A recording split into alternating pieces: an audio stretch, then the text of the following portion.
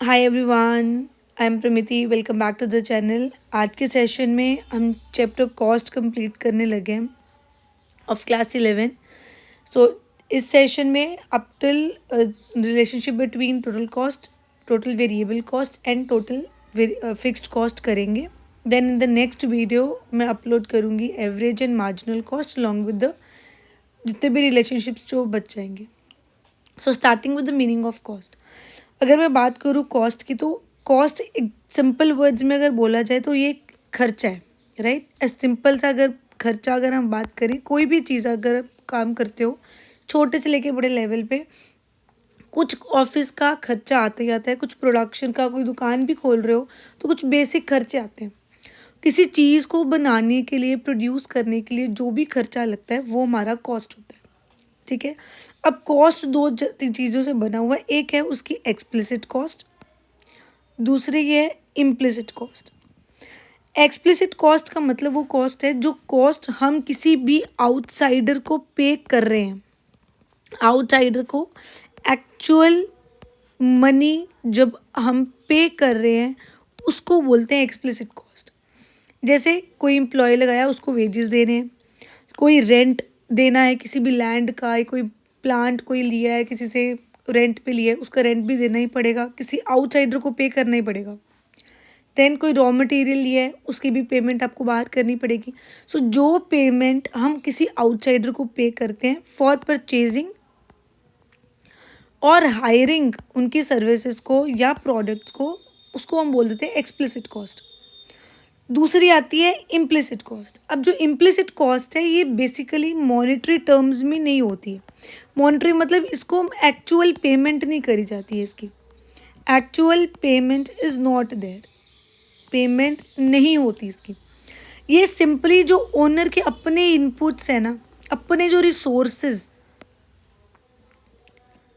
या इनपुट्स या फैक्टर्स जो उसने अपने खुद के यूटिलाइज करे हैं, ये उसका एक हम एस्टिमेट कर लेते हैं, एस्टिमेटेड वैल्यू। फॉर एग्जांपल मैं कहूँ मैंने अपनी पैसा खुद का लगा लिया, ठीक है। अगर अब मैं इसको एस्टिमेट करूँगी, अगर यही मैं 20 लाख, ठीक है, अगर ये 20 लाख मैं बाहर लोन अगर लेती तो मुझे हर मंथ इतना पे करना पड़ता इंस्टॉलमेंट्स में, और इसका सिर्फ एक लेट्स से एक लमसम अमाउंट निकाल के देखते हैं तो उसका इंटरेस्ट ही मुझे कम से कम 7-8 लाख पे करना पड़ना था। अब यही पैसे मैंने बचा लिए, राइट। लैंड की अगर मैं बात करूँ, मेरे पास अपनी खुद की जगह थी, उसी के ऊपर मैंने खोल लिया, तो वही लैंड अगर मुझे किसी से किराए पे लेनी पड़ती उसका भी रेंट मुझे पे करना पड़ना था, राइट। तो ये चीज़ें जो ऑलरेडी एक ओनर के पास, एक बिजनेसमैन के पास अपनी थी, उसने उन्हीं को यूटिलाइज़ किया, और उसकी लेकिन वो एस्टिमेटेड वैल्यू बस निकालेगा ये जानने के लिए कि उसको कितने की पड़ी, और अगर वो बाहर से लेता तो वो कितने की पड़ती, राइट। तो इसका एस्टिमेट इज़ इम्पॉर्टेंट ऑल्सो, ताकि पता लगता है कि हम प्रॉफिट में भी हैं कि नुकसान में अपनी चीज़ अपनी चीज़ को यूटिलाइज करके।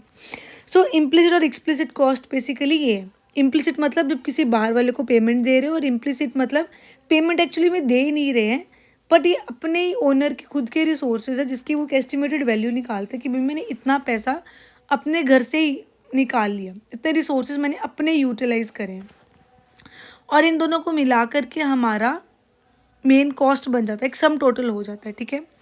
और इम्प्लिसिट कॉस्ट एक्चुअली पेमेंट नहीं करी जाती, वो अपनी एक वो लगाता है कि भाई इतने पैसे मुझे बाहर देने पड़ने थे, यही मैंने अपने घर से निकाल लिया।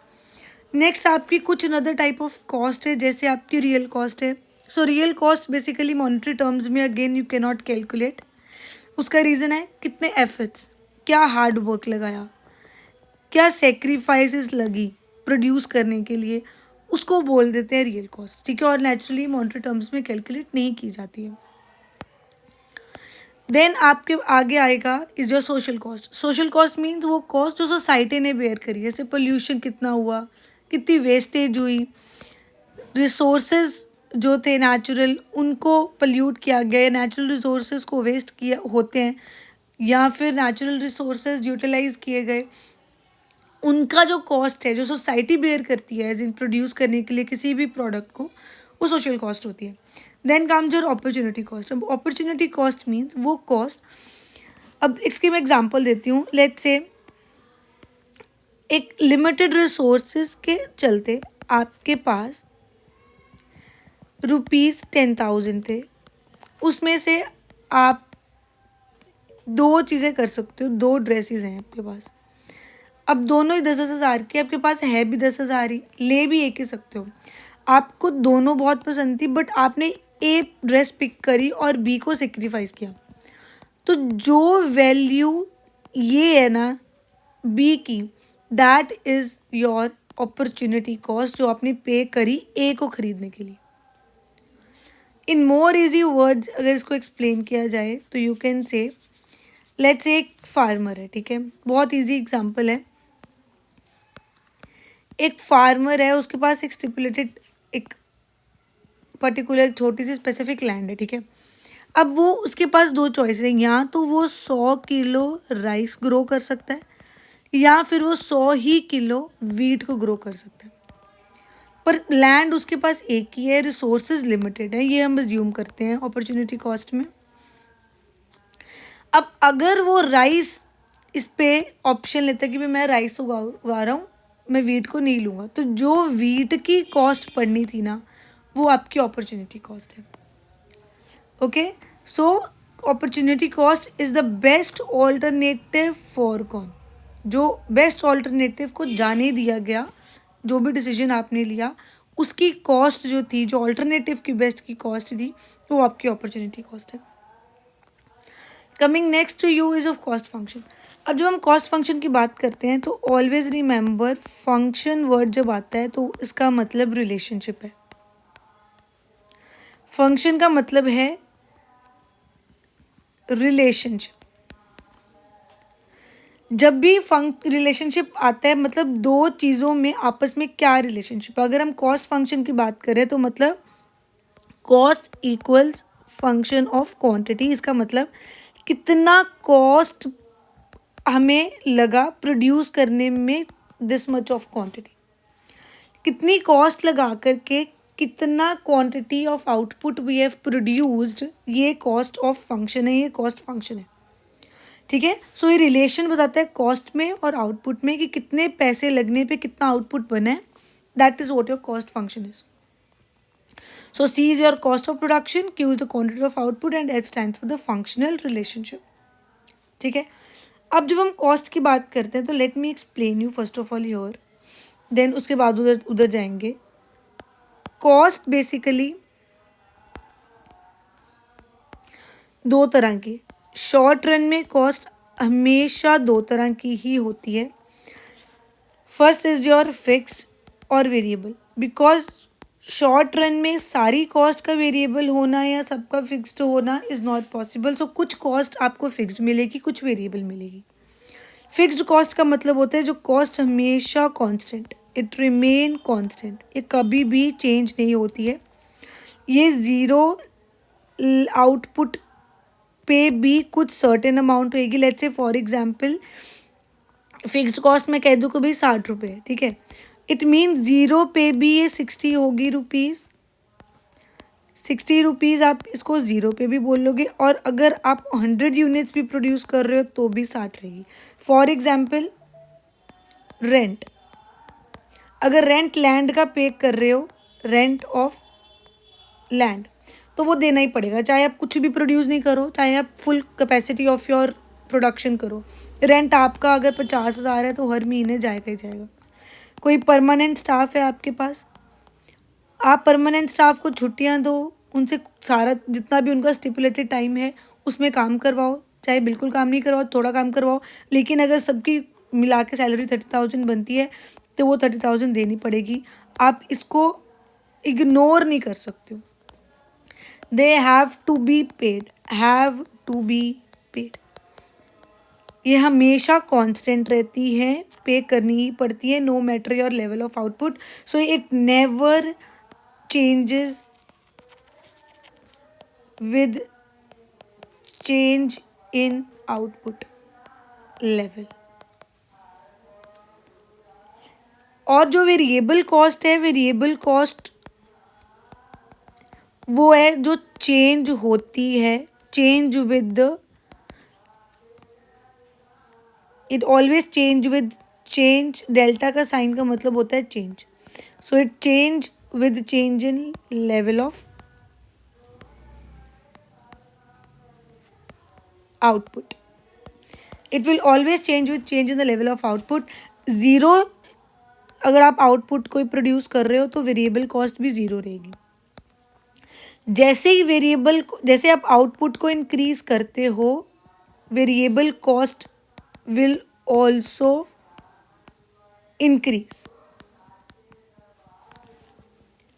सो ये बेसिक दो वेरिएबल और फिक्स्ड कॉस्ट होती है. और वेरिएबल कॉस्ट को ही आप टोटल वेरिएबल कॉस्ट भी बोलते हो और फिक्स्ड कॉस्ट को ही आप टोटल फिक्स्ड कॉस्ट भी बोलते हो. सो इसमें कुछ खास कंफ्यूज होने वाली बात नहीं है. ठीक है, your variable cost is your total variable cost, your fixed cost is your total fixed cost. So कोई खास फर्क नहीं है इसमें. ठीक है, अब वेरिएबल कॉस्ट की एग्जांपल है आपकी रॉ मटेरियल.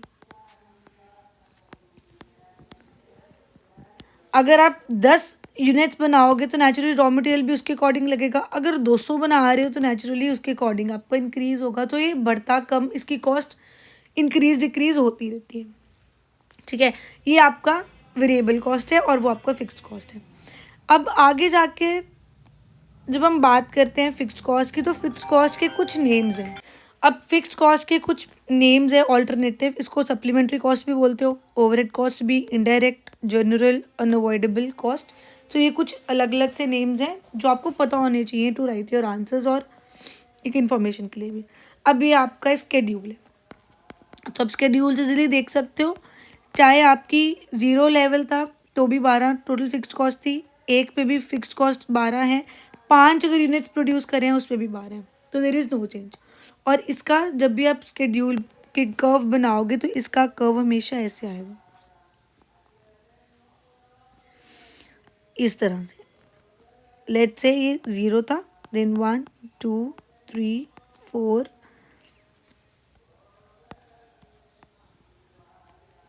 1 2 3 4 5 6 7. अगर हम यहाँ पे इनकेस करते हैं तो वेट, तो 6 7 8 9 10 11 12.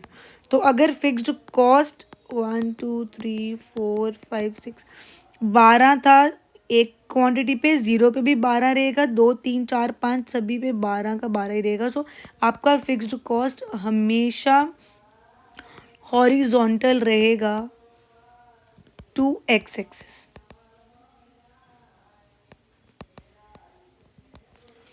हमेशा एक्स एक्सिस के हॉरिजॉन्टल रहेगा आपका fixed cost, total fixed cost.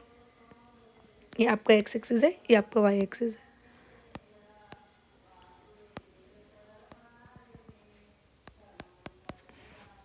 So it will always remain like this. इसका इस तरह से हमेशा आपकी कर्व बनेगा. It will always be horizontal to it. Next variable cost मैंने आपको बता दिया. वेरिएबल कॉस्ट के भी कुछ नेम्स है. प्राइम कॉस्ट बोलते हैं इसको, डायरेक्ट कॉस्ट भी बोलते हैं और इसको अवॉइडेबल कॉस्ट भी बोलते हैं. अवॉइडेबल मतलब अगर कुछ नहीं बनाओगे तो कोई वेरिएबल कॉस्ट नहीं पड़ेगी, अगर कुछ बनाओगे तो ही पड़ेगी, राइट. और ये अनअवॉइडेबल कॉस्ट है, मतलब चाहे आप कुछ प्रोड्यूस करो नहीं करो, अगर आपने एक बार फैक्ट्री लगा ली तो फिक्स्ड कॉस्ट सदा चलती रहेगी, आपको देना ही पड़ेगा उसका जो भी बनती होगी फिक्स्ड कॉस्ट. तो अब आती है variable cost. I have already explain you कि ये डायरेक्टली लेवल ऑफ आउटपुट के साथ वेरी करती है ना, वेरी करती है. और पेमेंट हो गया रॉ मटेरियल का, power, fuel, wages, casual labour के जो परमानेंट नहीं होते हैं ना, उनके अकॉर्डिंग. अब जब भी बात होगी वेरिएबल इसकी कॉस्ट की, तो ऑलवेज रिमेंबर जो वेरिएबल कॉस्ट है ना, उसकी शेप हमेशा आपको इनवर्सली एस शेप्ड देखोगे आप, लाइक दिस. अब ये क्यों होती है, इसका रीज़न ये है कि लॉ ऑफ जो वेरिएबल है उसके ऊपर ये डिपेंड करता है. अब उसके ऊपर कैसे डिपेंड करता है कि स्टार्टिंग में जो आपकी कॉस्ट है ना, यूनिट्स ऐसे इंक्रीज होंगे, ये इंक्रीज तो होती रहेगी थ्रू आउट स्टार्टिंग में, लेकिन ये डिक्रीजिंग रेट पे इंक्रीज होगी, उसके बाद वो इंक्रीजिंग रेट पे इंक्रीज होने लग जाएगी. वो कैसे, अब आप देखो, इंक्रीजिंग रेट मतलब उसकी जो स्पीड होगी इंक्रीज होने की. पहले जब आपने 1 से दूसरी यूनिट पे आए तो वेरिएबल कॉस्ट 4 से बढ़ी, फिर 5 से बढ़ी, लेकिन उसके बाद सीधा ही 10 से बढ़ने लग पड़ी. इट मीन्स स्टार्टिंग में जो उसकी स्पीड थी वेरिएबल कॉस्ट की बढ़ने की वो डिक्रीजिंग थी, लेकिन जैसे नंबर ऑफ यूनिट्स और प्रोड्यूस होने लग जाएंगे उसकी वेरिएबल कॉस्ट बढ़ेगी, बट बहुत ज़्यादा इंक्रीजिंग रेट पे। And this is the reason why inversely S shaped होती है ये। Okay, now moving next to you is your difference. So आप इसको स्क्रीनशॉट ले सकते हो।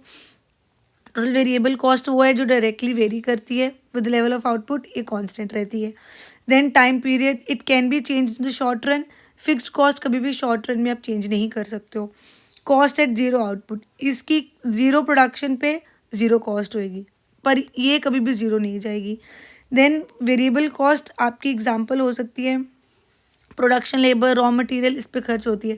फिक्स्ड फैक्टर्स पे आपकी फिक्स्ड कॉस्ट आती है, जैसे लैंड हो गया, बिल्डिंग हो गया, परमानेंट स्टाफ हो गया, रेंट हो गया, इस बेसिस पे।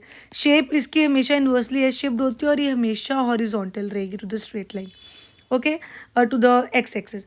और इसकी example is your this and like payment raw material क्या हो गया, और उसका पेमेंट है सैलरी की, जो भी आप परमानेंट स्टाफ को करते हो, या फिर इंश्योरेंस प्रीमियम दे रहे हो, कोई रेंट दे रहे हो बिल्डिंग का, like that. So you can take a screenshot of this, okay. उसके बाद आता है टोटल कॉस्ट। अब टोटल कॉस्ट जो है वो always it will be, total cost is equal to total fixed cost और वेरिएबल कॉस्ट को जब हम मिला देते हैं, ऐड कर देते हैं, तो हमारी टोटल कॉस्ट निकल के आ जाती है। जैसे इसमें देख सकते हो टोटल कॉस्ट आपकी जो फिक्स्ड कॉस्ट थी वो 12 थ्रू आउट थी, बट वेरिएबल कॉस्ट स्टार्टिंग में इंक्रीज कर रही थी डिक्रीजिंग रेट पे, उसके बाद वो इंक्रीज करने लग पड़ी इंक्रीजिंग रेट पे, राइट। बट जब आपने टोटल कॉस्ट फाइंड करी तो 12 + 0, देन 12 + 6, देन 12 में 10 add, then 12 + 15, like that it will keep on adding. अब ऐसे आपको टोटल कॉस्ट मिल जाती है। आगे अब टोटल कॉस्ट में जब आप इसकी बनाओगे शेप, तो टोटल कॉस्ट की जो शेप है it will also be equal to like that only. इसकी भी इस तरह से करके ही आएगी, बिकॉज जो टोटल कॉस्ट की शेप है वो डिपेंड करती है ऑन टोटल वेरिएबल कॉस्ट की शेप के ऊपर। टोटल कॉस्ट में जो भी चेंज आएगा, एनी चेंज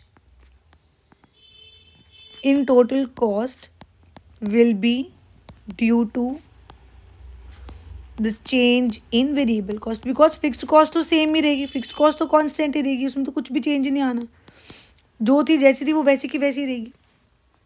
सो अभी हम इस पर रिलेशनशिप नेक्स्ट करेंगे। रिलेशनशिप में जब सबसे पहले तो आपका ये आएगा कि टोटल फिक्स्ड कॉस्ट हॉरिजॉन्टल रहेगी आपकी टू द एक्स एक्सिस, इसके एक्स एक्सिस लाइन के हमेशा हॉरिजॉन्टल पैरेलल रहेगी, ठीक है, कोई चेंजेस नहीं आएगा। नेक्स्ट इज टीसी और टीवीसी दोनों इन्वर्स शेप में रहेंगी, एज आई एक्सप्लेन यू। उसका रीज़न क्या है, डिक्रीजिंग रेट पे सबसे पहले वो राइज करती हैं, उसके बाद वो इंक्रीजिंग रेट पे आने शुरू हो जाती है कांस्टेंट के बाद। और इस शेप के पीछे का रीज़न आपका लॉ वेरिएबल प्रोपोर्शन का है, ठीक है। Then after that is your zero output पे भी your total cost will be equal to your fixed cost. क्यों? क्योंकि टोटल कॉस्ट मतलब दो से बनती है ना, और ज़ीरो आउटपुट पे अगर वेरिएबल कॉस्ट ज़ीरो भी है, फिक्स्ड कॉस्ट जो होगी वही आपकी टोटल कॉस्ट भी निकलेगी, जैसे you can see from your, ये सेम आएगी। देन उसके बाद नेक्स्ट इज वर्टिकल डिफरेंस। जो वर्टिकल डिस्टेंस है इसका और इसका वो सेम रहेगा दोनों का, टोटल कॉस्ट का और टोटल वेरिएबल कॉस्ट का, बिकॉज टोटल फिक्स्ड कॉस्ट है वो कांस्टेंट है, तो क्योंकि वो तो सेम का सेम ही रहेगा, है ना। जो भी चेंजेस आता है वेरिएबल कॉस्ट के कारण आता है, तो फिक्स्ड कॉस्ट सेम रहेगा, उसके कारण इनमें जो कर्व्स हैं वो हमेशा पैरेलल रहेंगी, टोटल कॉस्ट की और टोटल वेरिएबल कॉस्ट की भी। Then last but not the least कि ये दोनों जो कर्व्स है वो हमेशा पैरेलल रहेंगी एक दूसरे के, इट विल ऑल्सो बी, और दोनों में जो गैप है वो रिप्रेजेंट करता है टोटल फिक्स्ड कॉस्ट को, रिप्रेजेंट करता है जो गैप आता है, okay. So this is your relationship between that, you can take a screenshot also और उसको रिवाइज कर सकते हो। In the next class onwards will learn about average cost और हम पढ़ेंगे अबाउट द मार्जिनल कॉस्ट और उनके रिलेशनशिप्स में. So till then, bye bye, take care, and do subscribe the channel if you're learning from the videos.